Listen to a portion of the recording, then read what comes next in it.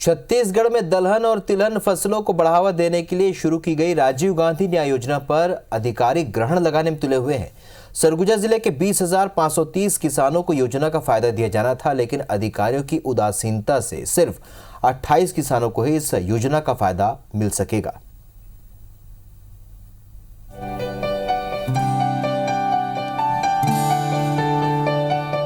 छत्तीसगढ़ में धान के अलावा दलहन और तिलहन की फसलों को बढ़ावा देने के लिए राजीव गांधी न्याय योजना शुरू की गई है, जिसके तहत दलहन और तिलहन की खेती करने वालों को 10,000 रुपए प्रति एकड़ दी जानी है। किसानों के पंजीयन के लिए 31 जनवरी की आखिरी तारीख तय की गई थी।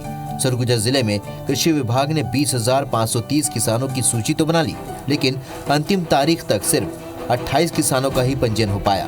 अब कृषि और सहकारिता विभाग एक दूसरे पर दोष मढ़ रहे हैं।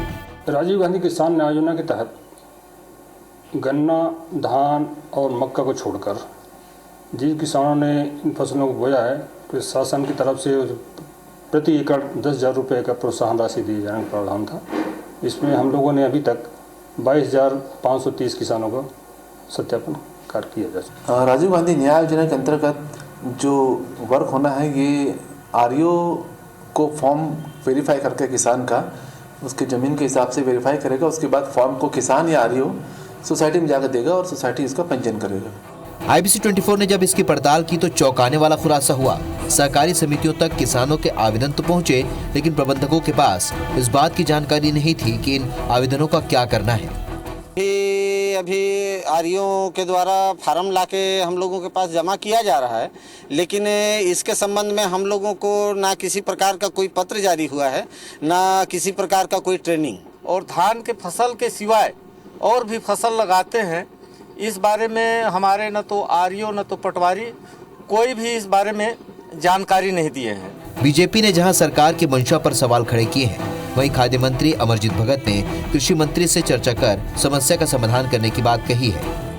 कुल मिलाकर पूरे प्रदेश के यदि आंकड़ा देखा जाए तो जो भूइयां पोर्टल के अंतर्गत और जो प्रक्रिया से उसका पंजीयन करना था, उसमें कहीं न कहीं भारी लापरवाही बरती गई है और हजारों किसान राजीव गांधी न्याय योजना में पंजीयन से वंचित हो गए हैं। इसके बारे में जानकारी लेंगे, माननीय कृषि मंत्री जी से बात करेंगे और शासन का तो ये उद्देश्य है कि अधिक से अधिक किसानों को हम लाभ दें, और कितने लोगों का पंजीयन हुआ, कितने लोगों का शेष है, ये तो देखने से ही पता चलेगा।